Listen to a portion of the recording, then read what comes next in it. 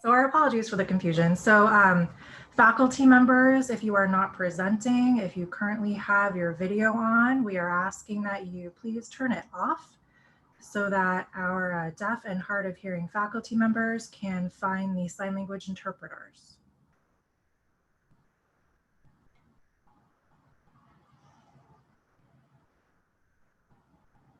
I did not mean for all the videos to go away on Zoom. So if someone's hosting and they got rid of all the videos, please don't do that. Please bring them back.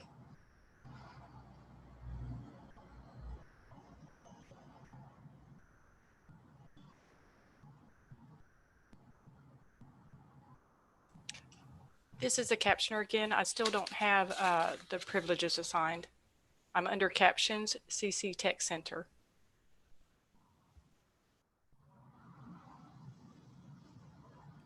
Thank you. We're in the process of doing it. Sorry.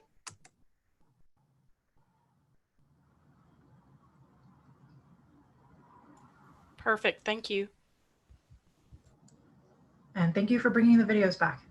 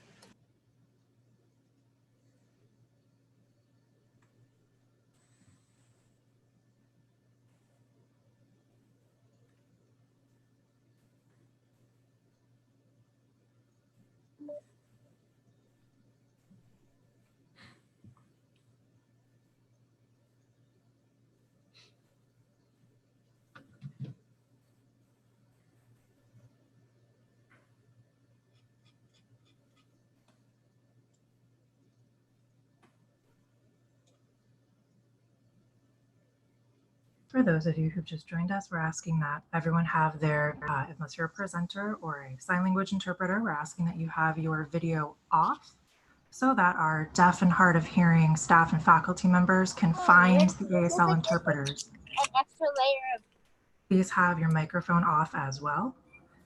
So video off, please, and microphone off as well. Thank you. extra layer of the teeth, whatever teeth is made of. So I kind of understood the concept of one thing that they were doing. Microphones off, please, and videos off. Thank you.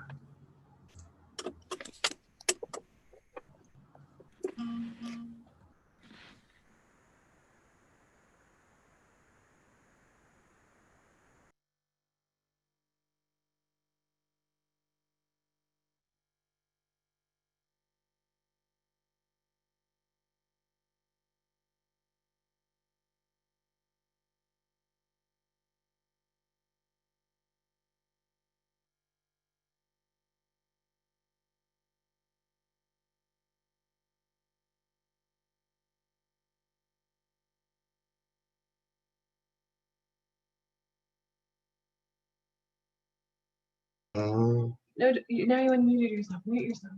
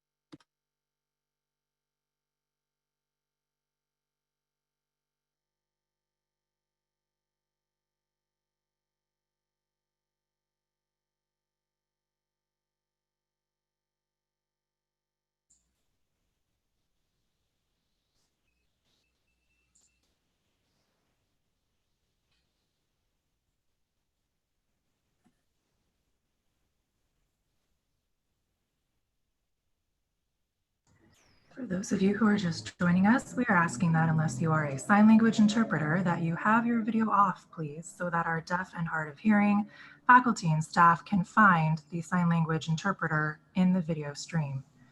So again, please, unless you are a presenter or a sign language interpreter, please turn your video off.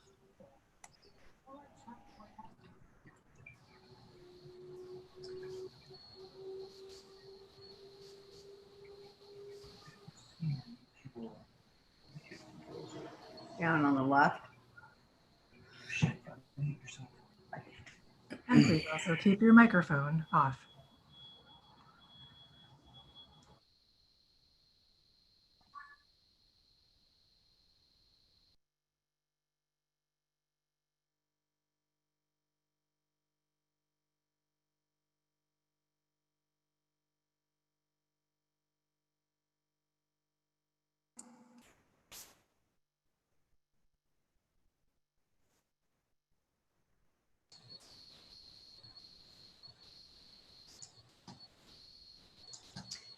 Good morning, everybody.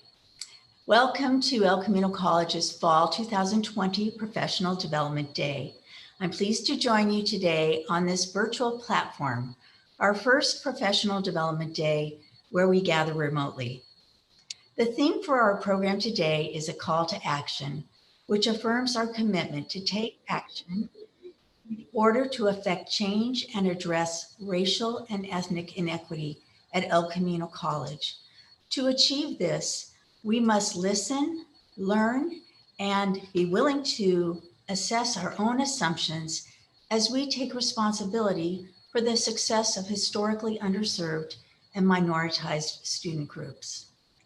Today, we will collaborate and participate in a variety of activities, which also serve as a call to action to learn more about equity-mindedness when designing curriculum and programming. We have a full agenda ahead, and I thank the planning team that put together this innovative professional development day. Although so many aspects of our daily lives has changed in response to the COVID-19 pandemic, our institutional goals for student success remain in place. As we begin a new semester at El Camino, I would like to present to you some college updates and share how we are moving forward to ensure student achievement. We'll get started with an important topic, the budget. Specifics regarding the state budget and how it applies to community colleges has been constantly changing since late March. At this point, we do know that per the fiscal year 2020-21 State Budget Act, there will not be funding for COLA or growth. FTES protection permits us to be funded at the level of P1 in 2019-20 before the COVID-19 pandemic. We also know that the student-centered funding formula, hold harmless provision, has been extended through the 2023-24 academic year. In addition, categorical funding will remain at the 2019-2020 levels, with changes that focus on student support, such as establishing or supporting on-campus food pantries and short-term strong workforce programs dedicated to job training and placement. The state budget also features $1.53 billion deferred from 2020-21 to 2021-22, with $791 million tied to the receipt of federal funds. The dire circumstances in our current economic environment requires drastic actions and difficult decisions to close a budget gap. We've identified $6.3 million in savings through management furlough days, freezing vacancies, and reducing our temporary non-classified staff. All budget decisions have been made with 2020-21 budget formulation guiding principles developed by the El Camino College Planning and Budget Committee. The guiding principles and subsequent budget were created in response to current financial and social realities in California due to the COVID-19 pandemic and national recession.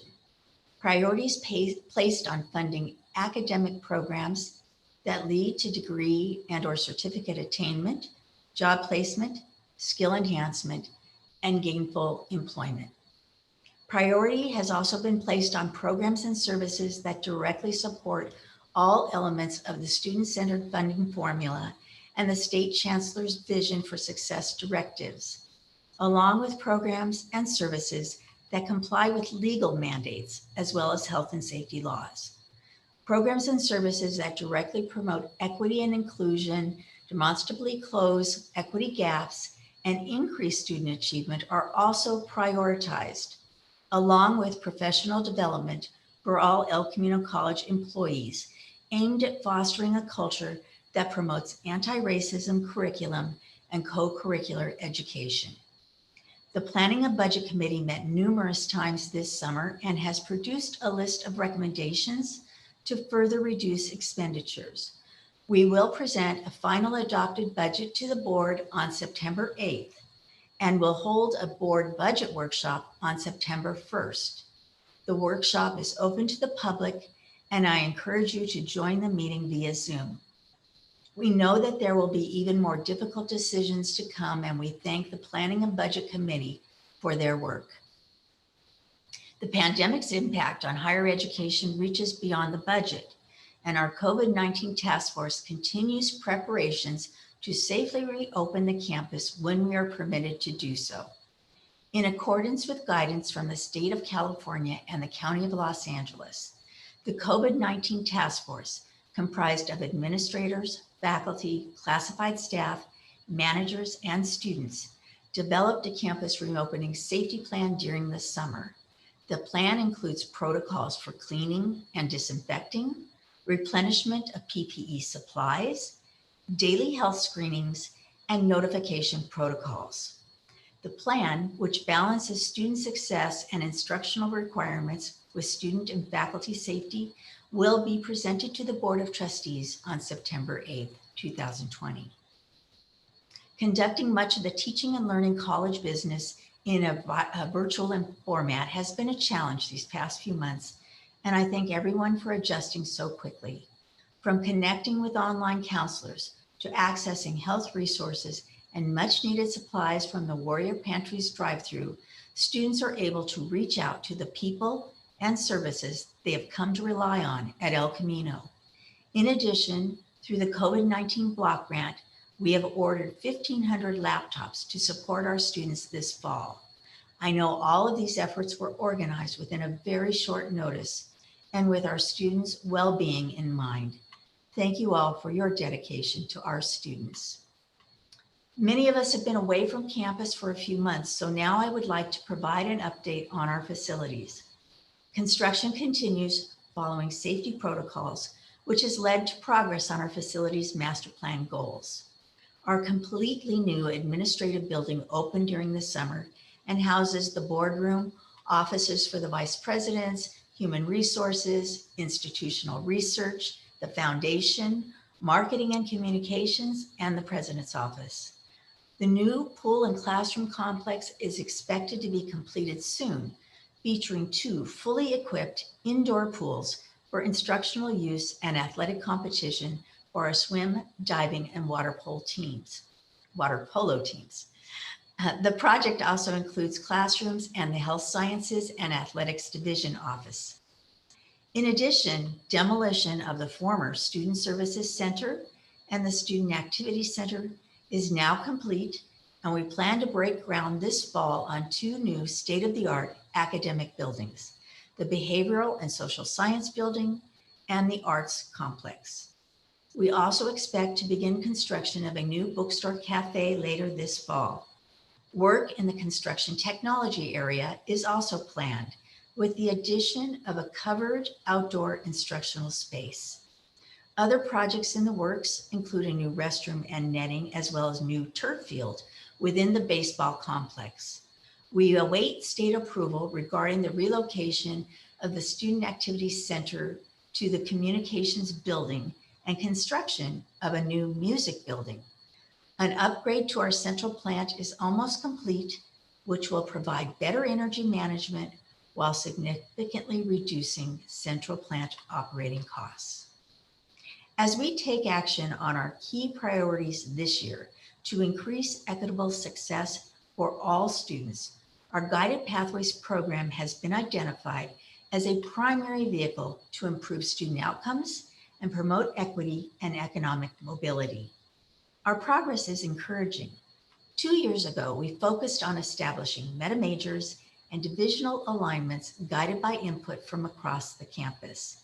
This past year, we announced new meta majors and established meta major success teams comprised of counselors, staff, administrators, and students who use measurable data to identify students who need support and then plan solutions to help these students. Regular assessments determine if students are more successful through these strategies. El Camino College was also selected to participate in round 2 of the California Guided Pathways demonstration project. We will be joining colleagues from across the state in this effort, which begins in September. Later today, you'll see results of our new Faculty Online Innovation Grants project, a collaboration between Guided Pathways, Distance Education, and the Professional Development Committee. We're looking forward to some exciting outcomes across a variety of disciplines. In May 2020, the senseless killing of George Floyd, along with so many others over the years, has ignited a call to action for race and equity at all institutions of higher education. At El Camino College, we are working to confront systemic racism and nurture an environment that recognizes that every member of our college community is important, valued, and worthy of kindness. A resolution earlier this year created by the El Camino College Academic Senate and adopted by the El Camino Community College District Board of Trustees declares that the lives of Black students matter and affirms the rights of Black students and employees to be treated with respect and dignity. The resolution also aligns with the goals of the college to take action over words when it comes to eliminating racial injustice while supporting parity and inclusion. One recent action was to join the USC Center for Race and Equity California Community College Alliance, which first met this past June. As members of the Alliance, El Camino College will have access to monthly e-convenings, climate surveys, and technical assistance as we explore the issues of race and equity on our campus. To support this work, I recently established a President's Advisory Committee on Race and Equity to guide college actions in the upcoming academic year. The committee will launch this September and will work together with all of you to present recommendations that support an inclusive and welcoming campus climate for all students, faculty, and staff. 5 focus areas of the committee will be curriculum and faculty professional development, campus-wide professional development, police and community relations, our students' experiences, and our employee experiences. Committee members include leaders from across the campus. The establishment of this advisory committee reflects the importance we place on race and equity at El Camino College and of my commitment to address the issues relating to race and equity on our campus. Focusing our attention on this important work supports our mission of ensuring students succeed. Success is often measured by completion. I'm pleased to report that the numbers of degrees and certificates awarded rose by nearly 900 since 2016-17. In addition, more than 10,800 students received Pell Grants in the 2019-20 academic year, an increase of more than 2,000 from 2016-17. And in the 2019-20 academic year, more than 15,500 students were supported through the California Promise Grant. As you might know, in transitioning to distance learning this past year, many students struggled with adapting to the new learning model. We initiated a survey completed by students who withdrew from classes so that we could collect and study data with the goal to learn how to better serve students in the future. 3 key instructional themes emerged. The first includes online instruction, where students noted the limitations of this format as far as being able to engage with classmates and instructors, and a need for an increased assignment workload. Students also reported a lack of technology resources, such as software and hardware, required to fully participate in courses. Finding a dedicated learning space within their home was also problematic for some students. In addressing this feedback, recommendations have been made to create avenues of student support that promote course completion, and this process will be another priority for us this fall. And as you know, El Camino College is preparing for reaffirmation of accreditation this fall. Our institutional self-evaluation report, or ICER, was submitted in late July, and I want to extend many thanks to co-chairs Claudia Stripe and Chris Gold, who led the accreditation steering committee consisting of standards chair Chuck Herzig, Matt Klein, Virginia Raff, Russell Sir, Josh Trosch, Jennifer Lopez, and student representative Ura Kunyat. At least 40 others across the campus were involved in the writing of the ICER. Jean Shankweiler, our Academic Affairs Vice President and Accreditation Liaison Officer, has guided this process. We will have a virtual team meeting visit taking place September 28th through October 1st, 2020. And this is the first time ACCJC has launched virtual team visits, another sign of the times. And finally, I would like to close this Professional Development Day presentation with a sincere thank you to everyone in the El Camino College community. As you know, I recently announced my retirement, effective at the conclusion of this academic year. Serving as the Superintendent President of El Camino College has been the highlight of my career in higher education.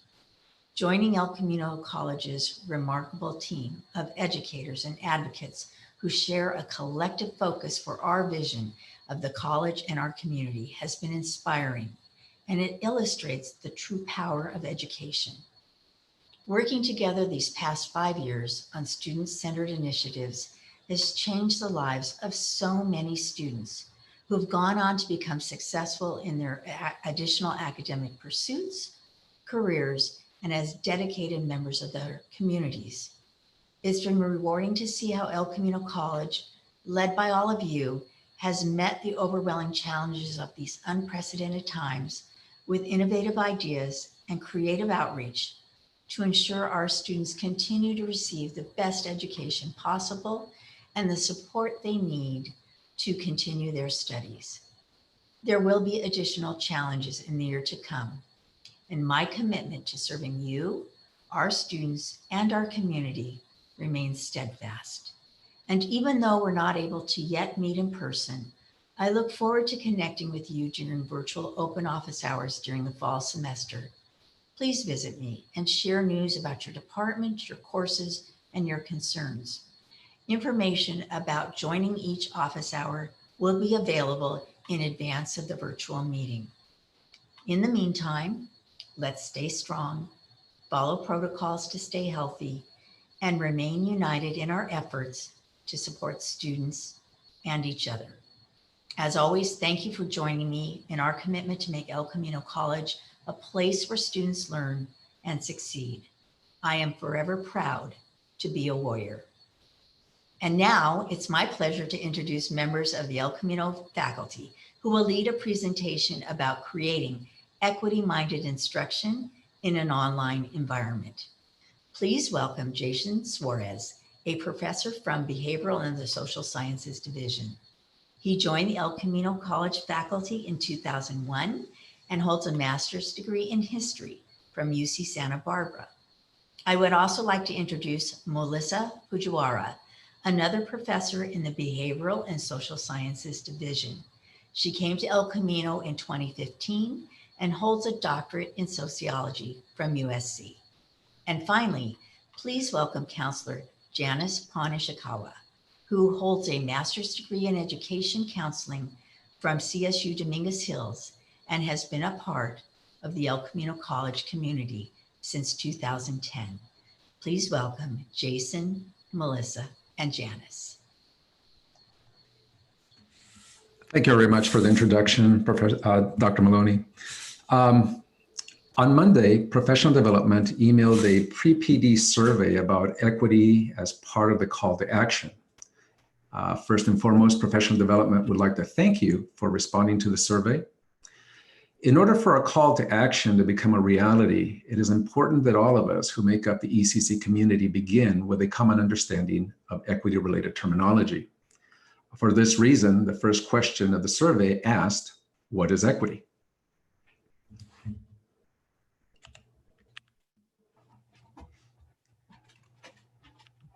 Specifically, you were given 4 options to address this question. What is equity? First option, A, treating students the same.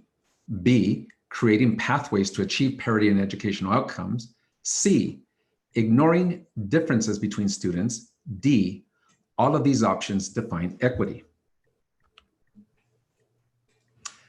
The correct answer is B, creating pathways to achieve parity in educational outcomes. Equity is not about treating students the same. and it is not about ignoring differences between students. On the contrary, equity is the opposite of these two answers.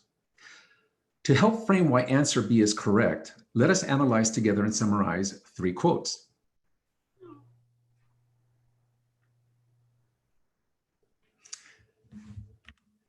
Each of these quotes build upon the other, not only for framing what equity is, but also for giving us a process to achieve equitable educational outcomes. The first quote from Vicki Washington, Understanding Equity Mindedness, states the following: equity mindedness involves data-driven inquiry into student outcomes, new and intensified awareness of identity-based inequities as institutional problems, and personal and collective responsibility for achieving outcomes. Robin DiAngelo writes, not framing the groups that face barriers only serves those who already have access. The assumption is that the access enjoyed by the controlling group is universal. And finally, Kurt Linton states, equity is not about equal treatment of students, but equal educational results. With equity, all students, no exceptions, are guaranteed success in school. If you look at the image or the flow chart to the right, what I've done is I pulled out some of the most important terms, or 3 of the most important terms that come out from having read these quotes, and help me tremendously define what equity is. The 3 words: data-driven, intentional, and then institutional response. Equity is data-driven. The data exposes educational inequities and identifies the student populations who experience these inequities. Equity is intentional. It is intentional in the use of the language of equity and intentional in addressing the equity gaps that are pointed out by that language and the data. Equity requires an institutional response. Equity work is not the responsibility of a few, but the responsibility of the collective. I leave you with our call to action. All of us at El Camino College must be agents of equity. I now will hand over the presentation to Melissa Fujiwara, my colleague from BSS. Thank you, Jason, and welcome back, everyone. Along with having clear definitions of equity, enter your meeting ID followed by pound. I think someone might need to mute. Thank you.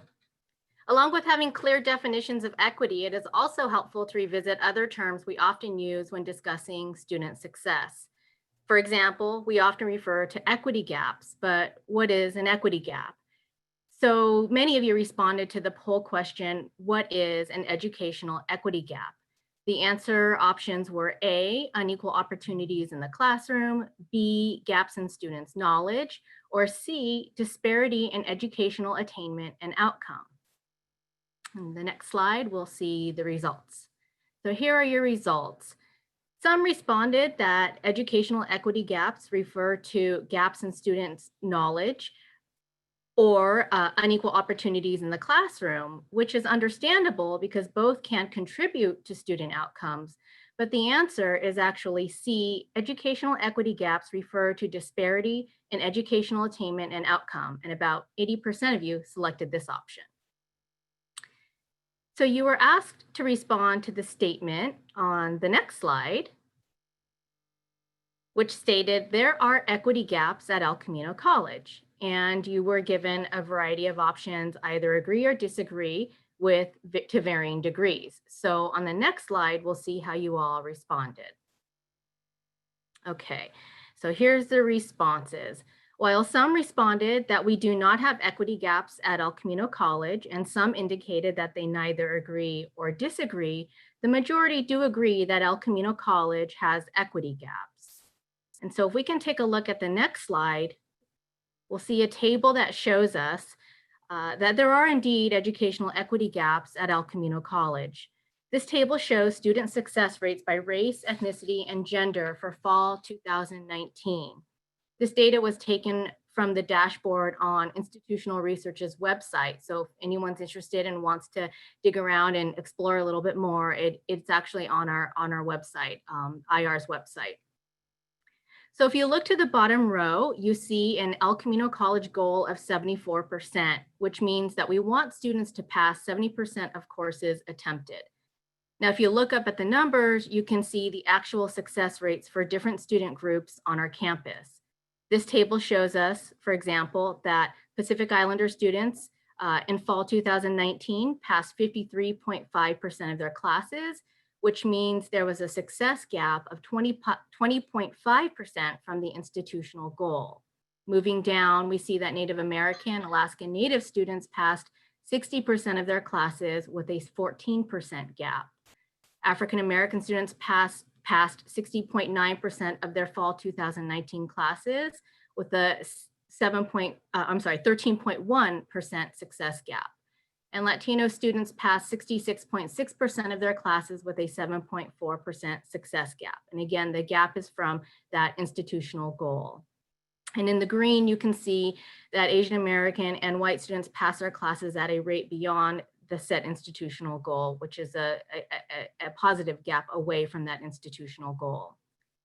So now if you look to the far column along the right edge, we also see that there's other variables that affect student outcomes. There's just a couple presented here: race, ethnicity, and gender.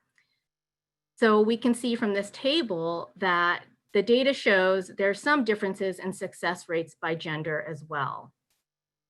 So although these data are alarming and sobering, there's an increased effort on our campus to address the causes of these gaps, and we are working to narrow them. And with that, I'd like to send the next poll question to Janice Ishikawa-Pon. Thank you, Melissa. Good morning, everyone. The next question from the survey was, equity gaps can be reduced, and the choices provided asked for your level of agreement. The results, as we can see, were for an overwhelming majority of you that equity gaps can be reduced. But the real question now is, how can we most effectively reduce these gaps? Which transitions us to the next segment, where examples of equity-minded practices in the virtual classroom will be showcased. Now I will hand it off to Jenny Simon, ESL faculty and my Guided Pathways co-coordinator. Take it away, Jenny. Thank you, Janice. At the end of spring, there was an announcement and a call for proposals for the Faculty Online Innovation Grants project, resulting from a collaboration between Guided Pathways, the Distance Education Department, and the Faculty Development Committee. And now Moses. Morning. The announcement called for teams of 4 to 6 faculty, including a librarian or counselor, to come together to collaboratively work on designing Canvas modules for either one course in their area, a group of courses which would be designed around an ideal module, or other project around online education in the area.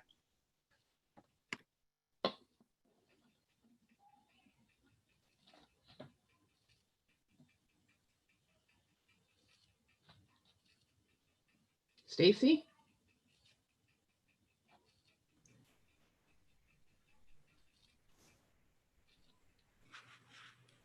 Maybe she's having, I'll read her part. Sorry, Stacy, go ahead. As a result, 13 groups were accepted to receive grants. As part of the project, teams were asked to submit a short video about their project. Here is a sampling of the videos submitted, which show how faculty are working together to create more equitable online experiences for their students. First, we'll see the Communication Studies team, who employed multiple methods for achieving more equitable outcomes for their students.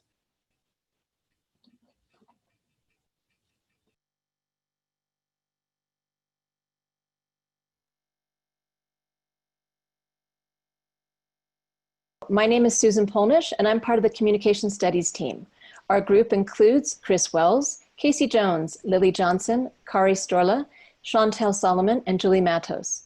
We've been developing a Communications 100 class specifically designed to encourage student engagement about diversity in the classroom through creative assignments and student activities. First stop is the SLOs, which Casey will address. Thank you, Susan. One way we feel we can connect equity through the SLOs is by designing curriculum and assignments that ensure that students can actually recognize their own progress reflected in the classroom, but not by handing out a list of generic topics. We want to help students define those topics through the lens of their own experiences. And we want students to feel like they're progressing on their own terms as well. But a big part of that is addressing the equity gap head on. Lily is going to explain more about that. Thank you so much, Casey. Based on the research findings from the equity gap, we as a team and comms department are very aware of the equity gap in relation to race, ethnicity, gender, sex, just to name a few. It takes an ongoing collective effort, a call to action. We keep in mind student challenges. For example, we provide a free online educational resource on our Canvas, which has shown to increase student retention. Additionally, we kick off our modules by highlighting equity and anti-racism in our society. Now we will move on to Kari. She will explain how we integrate these concepts throughout our course. Thanks, Lily. The material in our modules covers equity issues and white privilege, as you can see here in our first module. We're also integrating current technology in our visual aids module so that students can find and define their voices and how that relates to their role in the bigger picture of the world around them, something that they further develop in their public speaking skills and informative speech modules. Our assignments are tailored to help students build confidence and develop a growth mindset. Of course, there's still more to be done to truly ensure that we're addressing equity gaps in our curriculum, but we feel that we have a good start. Next, Chantel will summarize what we've talked about. In conclusion, first, Casey spoke about students recognizing their own success. Second, Lily spoke about the equity gap using demographics in our online educational resource. Third, Kari spoke about integrating technology into Canvas. And according to the National Inclusion Project, they say inclusion is not simply about physical proximity. It is about intentionally planning for the success of all students. Thank you. The second group, consisting of math faculty Gayatri Manikandan, Miguel Ornelas, Malini Rune, Gerson Valle, and Jose Villalobos, as well as counselor Hatin Nguyen, worked on closing equity gaps in Math 150.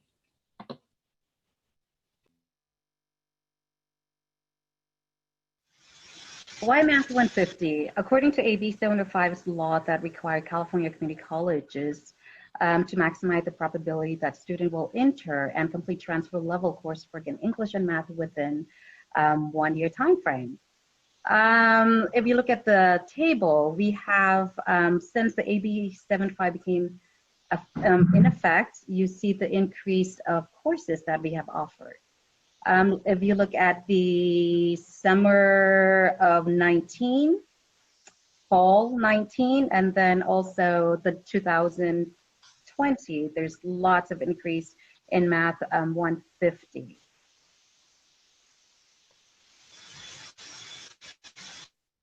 Success rate by term and delivery method. Since AB 75 come into effect, our success rate has decreased tremendously. So that's the reason why we chose Math 150. So from a counselor perspective, besides the fact that Math 150 is a transferable math course for the Cal State University and the UC, Math 150 is also a very practical math class for most majors and career, including business, and health and community wellness, such as administration of justice and nursing. Math is also always required in the behavioral and social sciences majors, such as anthropology, economics, psychology, and sociology. It is also highly recommended among STEM majors like biology and pharmacy, etc. So we have considered a lot of equity components in it. We want to make the class more equitable and being culturally responsive there. So we have graded discussion boards, multiple attempts on quizzes and exams, and we pick the problems that are more relevant to our students. And we have supplemental resources like videos and notes like PowerPoint, those kind of stuff. And we have the counseling part, early alert is also there. I want to go over the graded discussion board. We have weekly mandatory graded discussion board where student to student interact to each other. Also, we see this as an alternative assessment method because it's not like a traditional testing. Students can explain their understanding through writing. Also, it kind of encourages to community building and create trust between the students as they help each other in the classroom.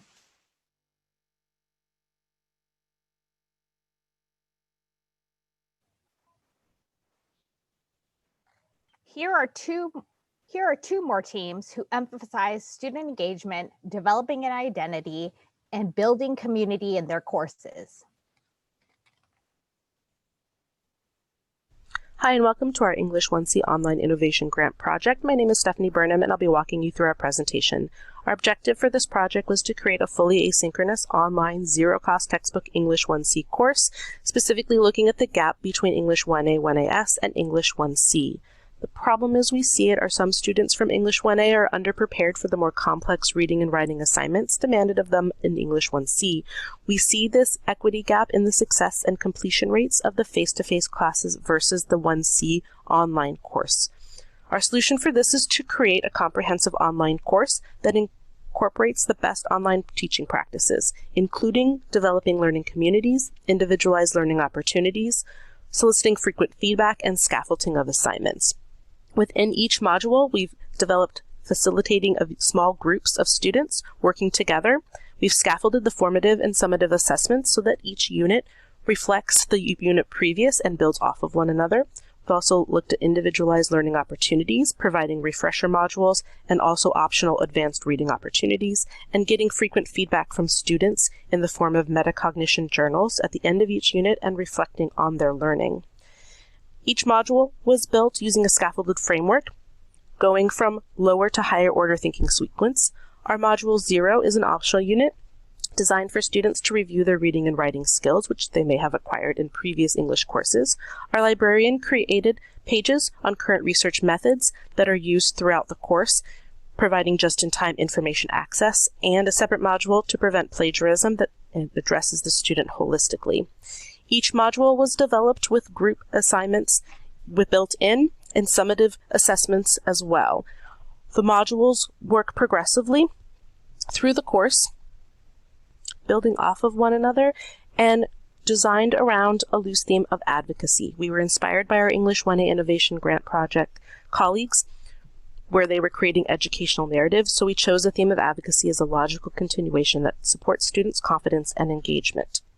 As you can see, each module contains the individualized unit, and each unit are structured in the same way. For consistency, you have each section divided up by explore, understand, apply, discuss, write, and reflect, including optional feedback and reflection and exploration journals within each one. The units build off of one another and create a consistent pattern. And even though our research and library exploration skills are incorporated throughout, we also have them in a separate module for easy access for students as well. Thank you from our English 1C team, and feel free to contact us with any questions.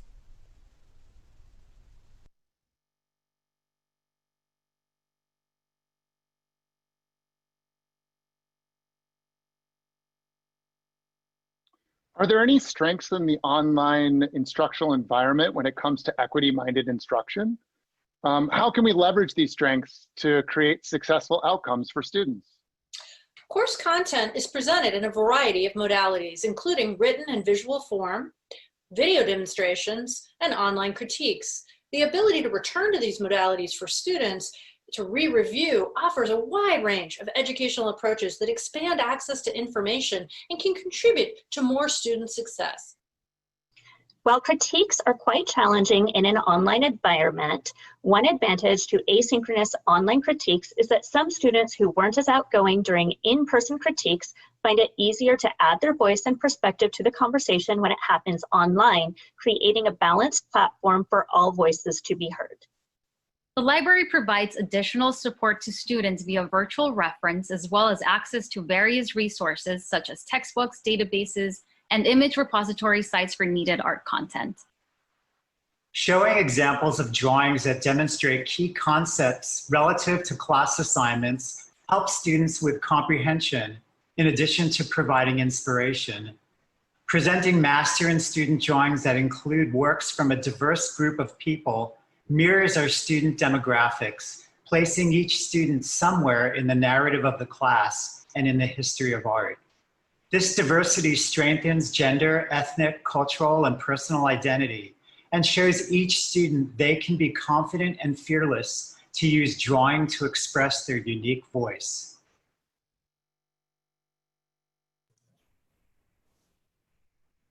These last two teams used methods for achieving equity that could be readily applied in many disciplines. The applied music team focused on creating a series of assignments so that students could develop an e-portfolio to take with them as they embark on their career as musicians. The Administration of Justice team used the Peralta Equity Rubric to assess their course in terms of achieving equity for their students. The Applied Music Program is a series of core courses which build knowledge, skills, and artistry for music majors through individual lessons and application in a recital workshop format. While we've looked at the data sets available to us, we've found that the most pertinent data for this project relates to students' access to private instruction. About 55% of students beginning the program have never had private lessons. The majority of students studying music at conservatories and universities have had the benefit of substantial private instruction in their disciplines prior to matriculation. To provide equity for our students who enter without the benefit of private instruction, the Applied Music Program provides individualized lesson and practical performance experience, as well as giving them the tools they will need for degree completion, successful transfer to a four-year institution, and entry into a career in today's music industry. This semester, we are introducing the creation of e-portfolios for all applied music students. These portfolios are designed to give students a tool to market their talents to prospective institutions, clients, and audiences. The assignments leading up to the final e-portfolio will encourage our students to compose their own bios, a personal statement, produce, collect, and offer media, and feature their skills and experiences as performers and music instructors, however early in their career. Thus, the e-portfolio will help our students think about themselves as being a brand, further preparing them for a myriad of careers in the current music landscape. Through the assistance of the Faculty Online Innovation Grant, we have created instruction modules to guide students in the creation and completion of their e-portfolio. We have created two separate modules for this project. The first module provides a detailed overview and instructions, and the second module contains the various assignments that comprise the e-portfolio, as well as detailed instructions for building it in Canvas. Lastly, we've created pages with additional research to further aid in student success. For the sake of time, we'll only briefly discuss the ePortfolio information page we have created. We will further explain the project in full as well as each assignment in Friday's symposium session. This page is a complete overview of the project, including why it will benefit our students, how they will research and complete each separate item, and it provides assistance with building their ePortfolios in Canvas. We have created and curated tutorials and examples explaining the various elements of this project in addition to the mechanics of Canvas. Here you can see a tutorial video for students to set up their ePortfolios and add the required pages. Then each one of the assignments is linked to give a detailed overview and instructions for that specific requirement. It was also important for us to include in the information page the why behind each element of the project, which you can see here. With this module, students have all the information they need to complete their ePortfolios. The individual instruction and accomplishments achieved throughout their studies in the Applied Music Program directly relate to the content students will exhibit in this project. This is designed to be a living document which will accompany them throughout their education, musical experiences, and into the professional world. El Camino College is one of the first California community colleges to offer applied music instruction, and it is our goal with the assistance of this grant to continue to be an innovative program. We view this as an important aspect in providing our students with equity that will help them progress to become artists and professionals.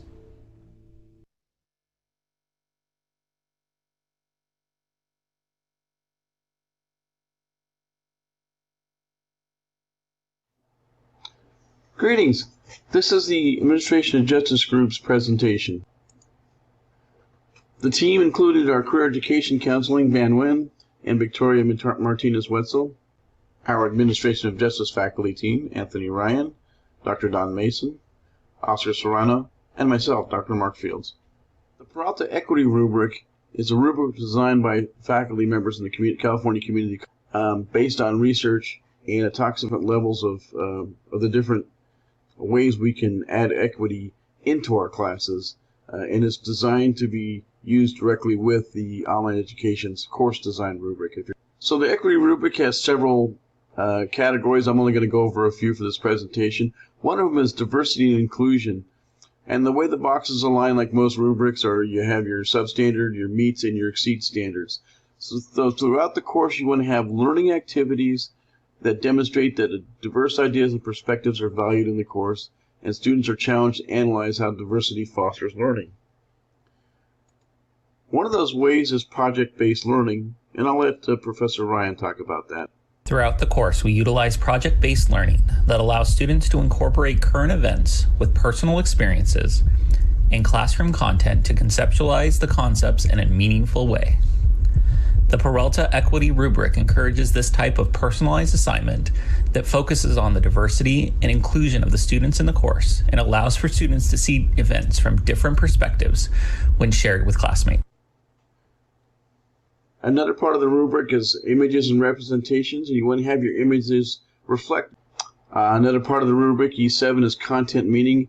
In other words, we look for activities that require students to connect the content to their own backgrounds. And this one assignment's a discussion where they talk about discretion. Law enforcement officers have a huge discretion in how they enforce the law. This assignment talks about discretion. Let's talk about the course design. We align the course with the OEI course design rubric, and because of the amount of time we have for this presentation, I'm not going to go very deep into that, but I'm going to show you one of the modules we aligned it with, and that is the counseling module. So in the counseling module, you can see we have different ways to connect with the students and to provide them counseling services. Counseling faculty designed a PowerPoint for them to look at, which talks about our guided pathways as it loads here, and the different degrees and pathways into the criminal justice system. One of our equity initiatives was to create an assignment where they do some career research. We found that once that students understand the career resources out there, they're more likely to continue in the program. Counseling faculty also created a page that has degrees and certificates and tells the students exactly what they need to get each one of the degrees. We have the associate degree for transfer, the associate degree, AA degree, certificate of achievement, and certificate of accomplishment.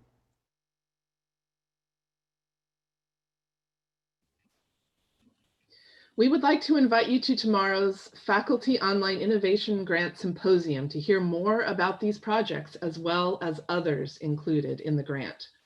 Please refer to the email sent by Professional Development to find out more information as well as links to participate. And don't forget to register in Cornerstone.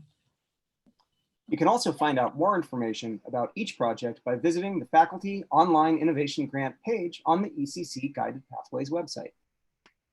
And now I'd like to introduce our colleague, Professor and Reference Librarian, Analu Josephides. Good morning, everyone. I have our last survey question 5, which reads, who can be a practitioner of equity-mindedness?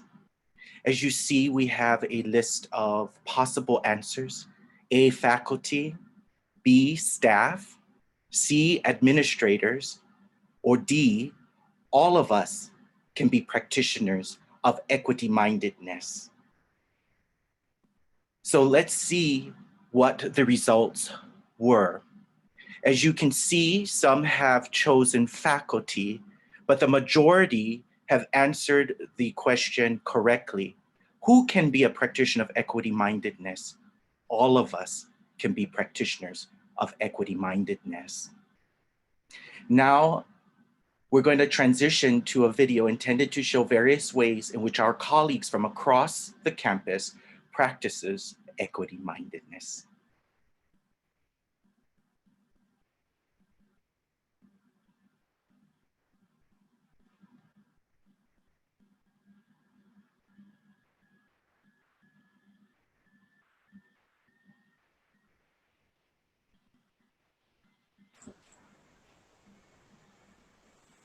Good morning.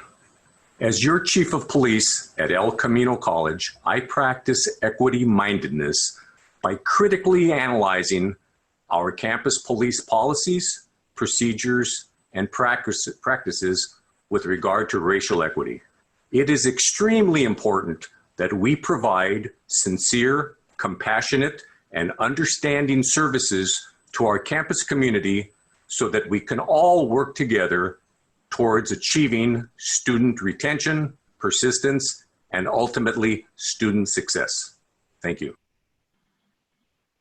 As a counseling faculty member in the first year experience program at El Camino College, I practice equity-mindedness by disclosing my first-gen identity and talking about imposter syndrome. I tell my students they have mad skills. Using Yoso's Community Cultural Wealth Framework, I discuss how they can apply the capital they have to the college environment. Further, I acknowledge that students have various responsibilities outside of school. As Director of Outreach and School Relations at El Camino College, I practice equity-mindedness through constant reflection, adjustments, and action. With outreach events we host for students, for example, I have to ask the questions: who is showing up? Who is not showing up? Why are they not showing up? What do we need to do to ensure that all students have information related to accessing higher education at El Camino College? In addition, I also believe it is important to acknowledge the resilience of our prospective students and consider the barriers and systemic injustices they had to overcome just to get a seat in one of our classes. In outreach, we are attempting to eliminate barriers so students are not left out. It is important to acknowledge, be flexible, and make changes. As a childhood education instructor at El Camino College, I practice equity-mindedness by preparing our future generation of educators and my own 3 children, reading them powerful stories. Peaceful fight for equal rights. Give time. Give strength. Give money if you can. Shake a hand. Lend a hand. Have hope. Be hope. As an associate dean at El Camino College, to practice equity-mindedness, I have to take seriously what it means for a student to visit my office. Students visit for many reasons, but I am conscious of the research showing how students of color are inequitably disciplined in the K-12 system. Since much of that discipline is doled out in offices that resemble mine, it can take courage for some students to even step through the door. I have to take responsibility for actively creating a dynamic where the student knows they are respected and valued. Guardian Scholars Counselor at El Camino College, I practice equity-mindedness by making sure when I contact my students, I use 3 modalities to reach them: phone, text, and emails. Being equity-minded that there's not only just one way to reach. As a professor of biology, I practice equity-mindedness by being transparent in my grading practices and expectations of my students, by offering them low-stakes assignments with feedback to prepare for higher-stakes assessments, by providing students with space to share their own stories, and by framing my science content around relative societal concepts. As the registrar at El Camino College, I practice equity-mindedness by reviewing and updating our processes and procedures to ensure that they are helpful for all students. I actively serve on committees that support marginalized student populations to ensure they understand and have the tools necessary to navigate through the college system. This year, I'm also looking forward to being a project success mentor. For me, it's not enough to say that our doors are open to all when the environment does not always reflect that. The atmosphere at ECC needs to be one that all experience as a fully inclusive place, a place that all truly belong. Thank you. As an English professor at El Camino College, I practice equity-mindedness by taking personal responsibility and ownership over racially disparate educational outcomes. In short, that means constantly checking my privilege and asking hard questions about my curriculum. Who is this alienating? Who is this giving an advantage to? What culture does this syllabus best serve? Does this have hidden, hurtful curriculum that reinforces the whiteness of college and systemic racism? I am never too in love with a lesson or an author, especially not an author, because it all has to be challenged and changed if we want to dismantle white supremacy. As a counseling member at El Camino College, I practice equity-mindedness by breaking down the hidden curriculum and making sure students are aware of and have access to support services. I build relationships across campus to have a referral network for students. I continuously reflect on my role of being an equity-minded educator and ask myself, how is my work supporting the student furthest away from their goals? As an advisor for student clubs and organizations, I practice equity-mindedness by guiding students to create space on campus for critical dialogue around social inequities and injustices.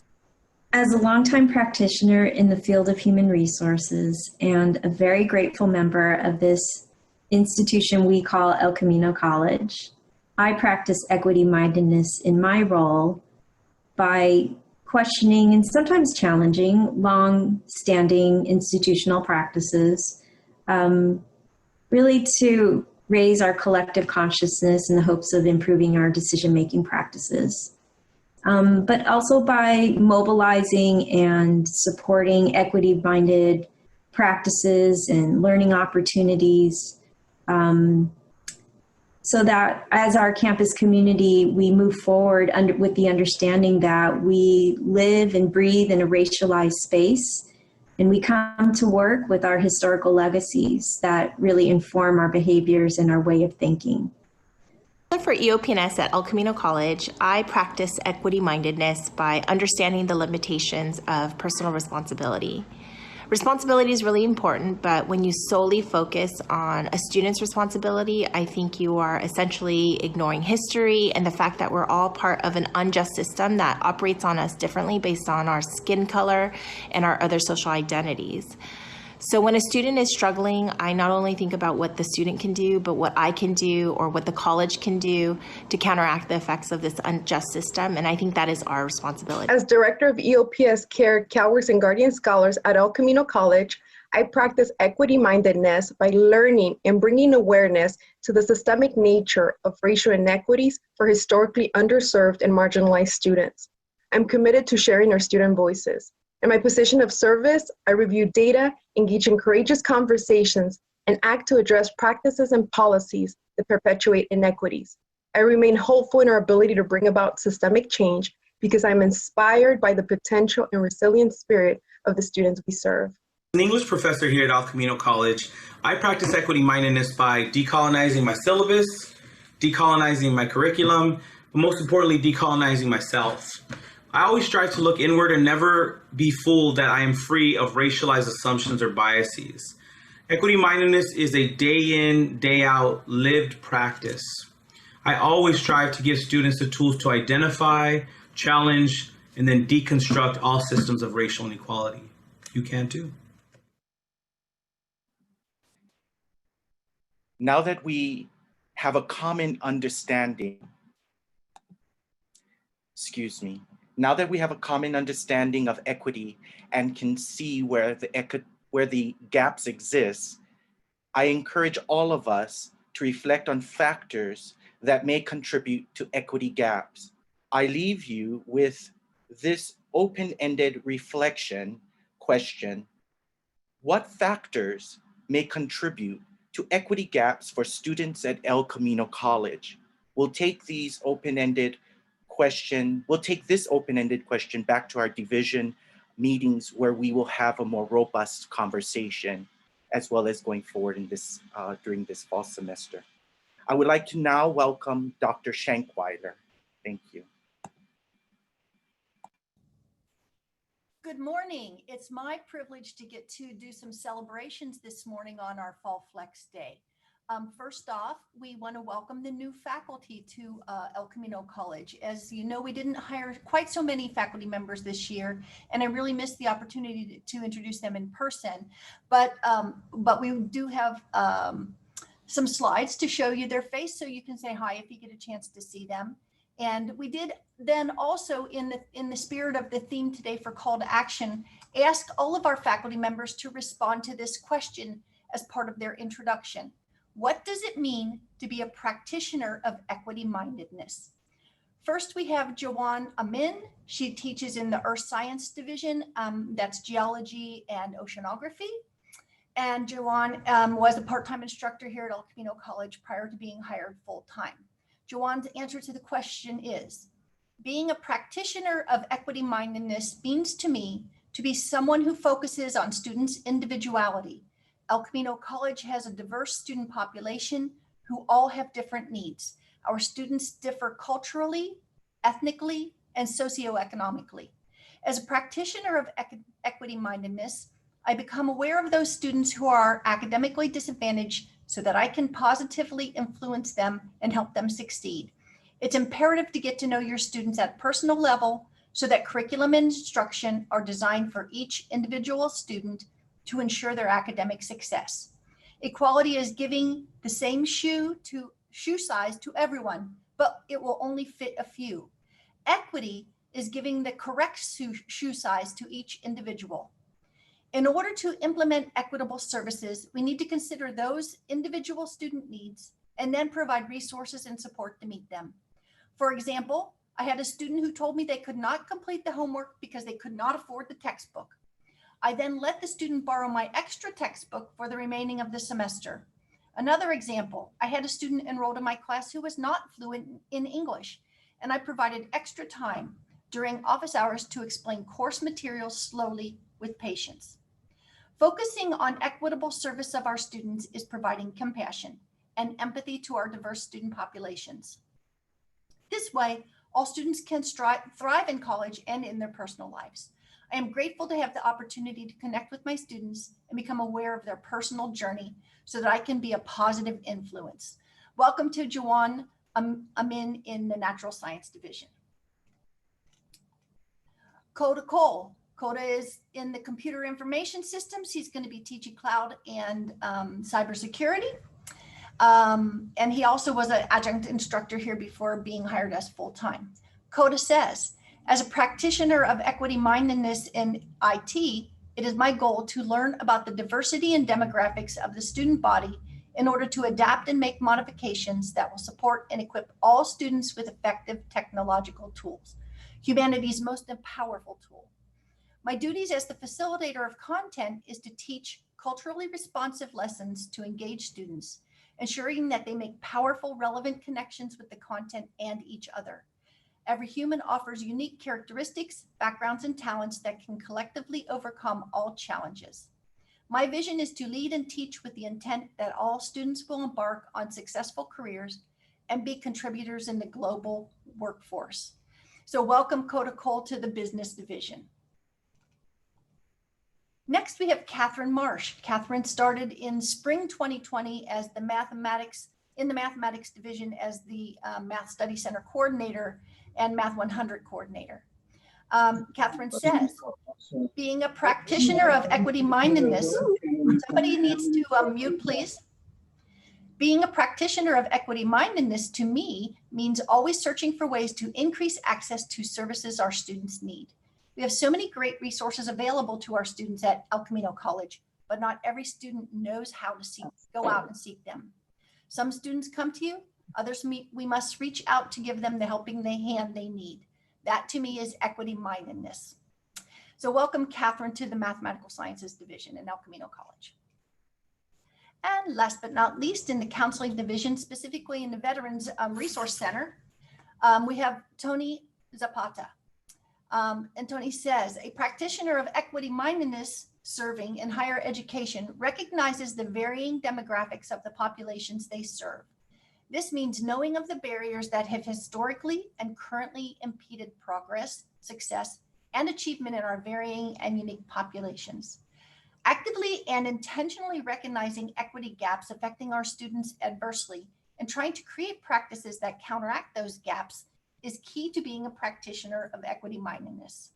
It is thinking of ideas of what areas and programs can be developed or created to intentionally close equity gaps and instead open up opportunities for our students. So welcome, Tony, to the Counseling Division and the El Camino College Warrior family. So those were our new faculty, and I hope if you get a chance to see them in person, you'll give them a warm welcome. Next, we have our anniversary recognitions, and we have quite a number of faculty members who have been here for a number of years. So first off, we'll recommend those that have been here for 20 years, and I'm just going to read the names so that everybody gets a shout out for their dedication and service to El Camino College students. Lucy Alamillo, Fine Arts. Francesca Bishop, Fine Arts. Jeffrey Cohen, Math. Brent Isaacs, Humanities. Lars Chesed, Math. Peter Marcoux, Humanities. Trudy Meyer, Math. Jennifer Montgomery, Behavioral and Social Science. Christine Numerick, Mathematical Sciences. Kevin O'Brien, Fine Arts. Jack Self, Industry and Technology. And Susan Tummer Stockham, Mathematical Sciences. 30 years of service to El Camino. Perry Hacking, Natural Sciences. Mark Leip, Health Sciences and Athletics. Dean Lofgren, Health Science and Athletics. And Jean Armeo, Humanities. And the winner this year, Irene Maury in Fine Arts with 35 years. Congratulations to everyone on their anniversaries.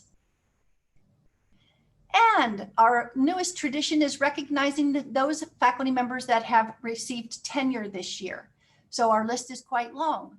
In fall 2020, those receiving tenure in Behavioral and Social Science, Cynthia Cervantes, Cassia Wosick. Business, John Mufich, Richard Perkins.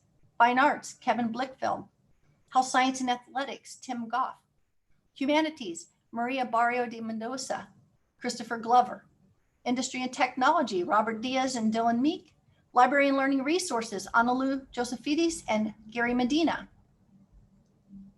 In Mathematical Sciences, Edwin Ambrosio, Oscar Villarreal, and Catherine Schultz-Roman. In Natural Science, Rebecca Donegan, Darcy McClelland, and Troy Moore. In Student Support Services, Susan Nillis. And in Counseling, Saranda Bray, Rocio Diaz, Maria Garcia, Amy Hershaft, Christopher Hurd, Leslie Mesa, Rusana Miranda, and Robert Williams. So congratulations to all those that have received their tenure this year. I'd also like to take this opportunity to thank those people that have put so much work into making this day a success. You see the name Stacy Allen here. Stacy's the Faculty Development Vice President for the Academic Senate. She's put an enormous amount of work, but also the professional development team.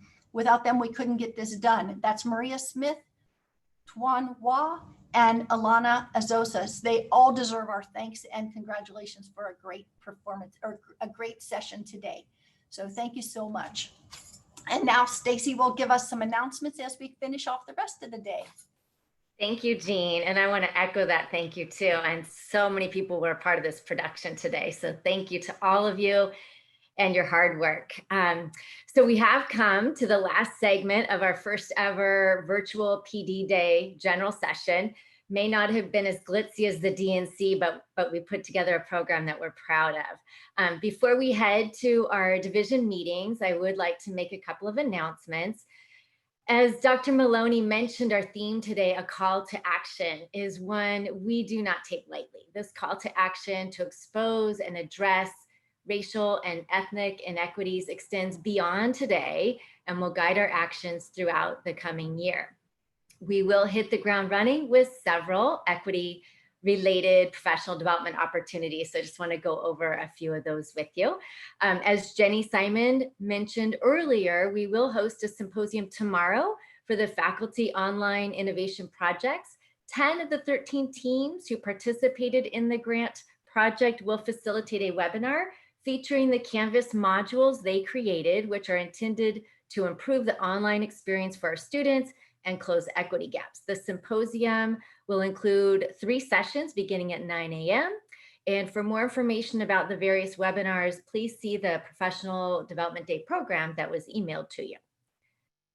Scholarly Inquiry for Teaching Excellence, otherwise known as SITE. If you would like to be a practitioner of equity mindedness on our campus, confront institutional and systemic racism, and be part of a professional development community that explores anti-racist education, join SITE tomorrow at noon for their 2-hour workshop. You will learn about the SITE framework and how you can become an agent of change at ECC. Educational Inequity, Race and Institutional Agency. On Tuesday, Melissa Fujiwara facilitated a webinar on definitions, historical roots, and implications for practitioners of equity. We're hoping to provide a recording of that for those of you who missed the session. The next session on September 9th, she will host the second of this 3-part series entitled What's Race Got to Do With It? What we need to know to narrow equity gaps. And we hope that you'll join us for that. Next, the Faculty Book Club. The Faculty Development Committee will sponsor the Faculty Book Club led this year by librarians Analu Josephides and Claudia Stripa. In lieu of reading a book this semester, Analu and Claudia have curated a series of scholarly articles related to equity in higher education. The club will meet 4 times during the semester to discuss articles and how we can best serve our minoritized student populations. So if you're interested in any of these flex eligible professional development learning opportunities, we encourage you to register in advance on Cornerstone. They're all set up and ready for you to take action. So with that, a call to action. Now we will head to our division meetings. Please be sure to locate the Zoom link for your meeting on the Professional Development Day program. And remember that we will have 2 optional breakout sessions this afternoon. Webinar descriptions can be found in that same program. And then last, in the words of one of our earlier presenters, Jason Suarez, equity is everybody's work, regardless of our role at El Camino College. We are all being called to take action. Among the afternoon breakout sessions today is one specifically designed for classified staff. Chris Hurd will moderate a panel of full and part-time staff, including Wendy Lozano, Connie Zandate, Caroline Fifita, Nina Bailey, Kiana Daniel, and April Bernabeo. We invite you to attend Beyond the Classroom at 2 o'clock to learn about engaging in equity practices outside the classroom. And with that, we will conclude the general session. Please be sure to log into your division meeting by 10:45, and best wishes for a meaningful and productive fall semester. Thank you so much.